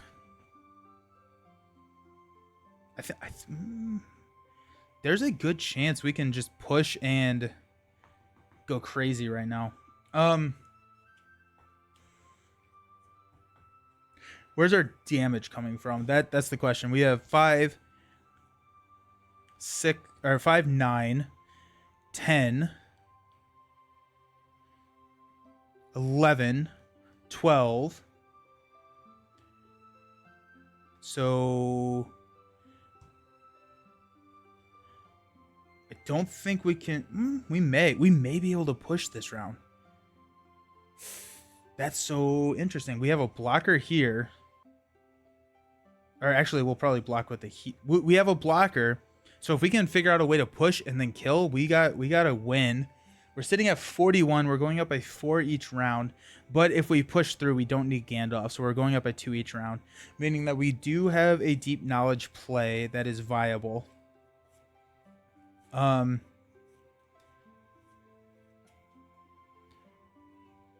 Let's do that. Let's play deep knowledge. Doom 2, increase our threat by 2, draw into Northern Tracker, and a Test of Will. Okay. And then we will...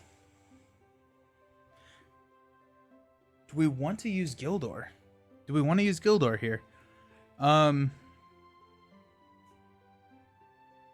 think yes. So we have... Let's look at this. Let's think about this. We got... I'm going to not enter quest phase yet, but I am going to count my quest. So we got 1, 2, 3. 4. 1, 2, 3. We will probably discard to go to 9. Ether Swordsman. I guess we can go ahead and do this. Spend 2 to play another Ether Swordsman. So these are 4s. That's dumb. That's really dumb. 1, 2, 3, 4. 1, 2, 3, 4. 1, 2, 3, 4. Gandalf is a 4. 1, 2, 3, 4. So we can easily push. And then we have...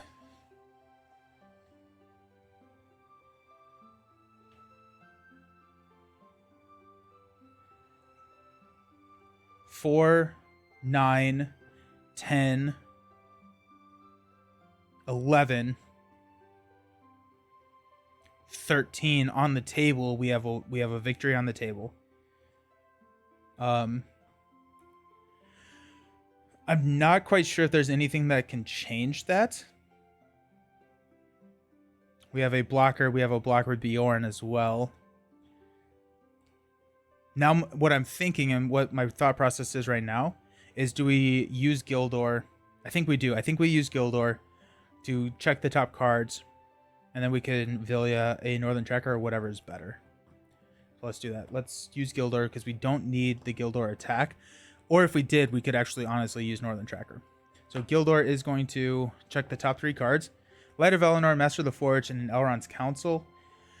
We will swap Elrond's Council out with Northern Tracker. Put Elrond's Council into our hand. We'll draw into a Master of the Forge. We got Northern Tracker on top. Vilya, Unexpected Courage to play the Northern Tracker.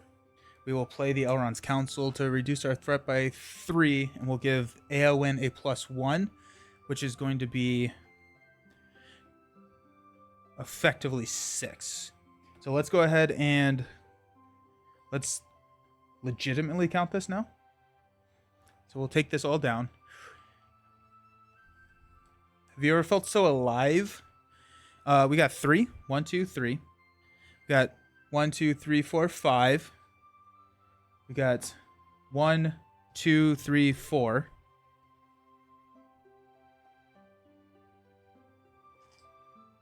1, 2, 3, 4. 1, 2, 3, 4. And that, well, we could surge. We got Gandalf. 1, 2, 3, 4. So we're at 24. And then our damage is 5, 9, 11, 12, 13. We are going to not do one of these swordsmen. So 1, 2, 3, 4. So we're sitting at 20.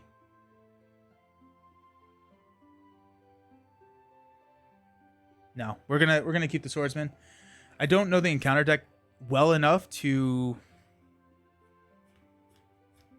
know if we could.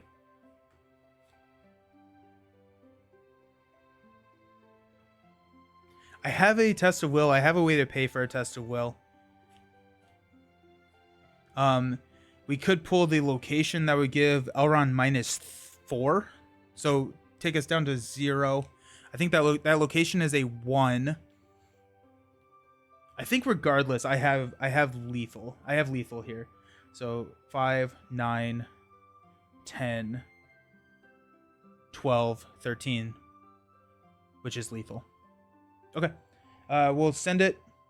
We got a Giant Swamp Adder. After any time counters are removed from the current quest, Giant Swamp Adder attacks the engaged player. Okay, we place way too much on here. And we will advance. Oh, we also have Elrond, who's not exhausted. We have Elrond. We're fine. We are fine. So out of the swamp, add Ancient Marsh Dweller to the staging area. Boom. Oh, that's funny. We have to engage him. Okay. Heal all damage from it. Then Ancient Marsh Dweller makes an attack against each player in player order. Okay, well that's good to know. Do we still have this? We should, right? I mean, like we have. Yeah, we should. We'll block with Gleowine. So 6, no shadow effect.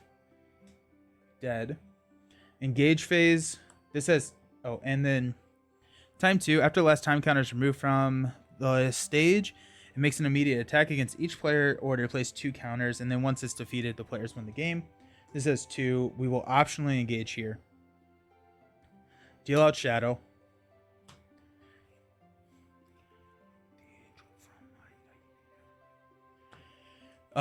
We'll block here. Shadow, deal 1 damage to the defending character. So that's a total of 3 damage. Here we go.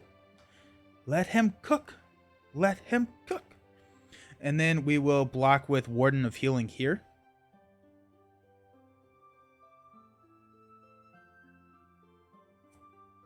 Defending player gets -1 for this attack if the for each attachment attached to it. Does not matter. It is uber dead. And then we will go 5, 9, 10, 12, 13 to kill. GG's. There you go. Y'all built the deck to do it. Oh, that was fun. That was a really fun deck. I really like the Ether Swordsmen just on their own are so strong. Like dropping 3 of those and having yes, GG, die swap, die. Team Nelson with the win. Let's go. That was really fun. We also had 2 more. We had 2 more damage with Elrond as well. I mean, like that was not an easy quest, but this deck was very solid. I think without Bjorn, great call Astarion throwing Bjorn in there. That was really solid. Josh with the red blue outlands, so good, so good. Alrighty, so we get to open our new pack, Celeborn's Secret. Now, this is a pack that I have seen a lot online of people really being excited about it. Josh has said that he is really excited about it, so I'm excited to do it. I feel like those 3 heroes could beat a lot of scenarios together. Yeah. Bjorn had no synergy with anything, but glad it worked out. But Bjorn had the damage, right? Without Bjorn, we would have taken a lot more damage, because like he was able to block those just like tiny guys, and then he was able to swing back, and it worked out. It worked out really well, because the 5 attack here is so good. Sweet. Feel like those heroes could beat a lot of scenarios together. Yeah. Elrond on him by himself can pull his weight. Open a pack for... Yes, I'm sorry. I'll be right back. Let me clean up. I'll be right back, and we'll open the pack.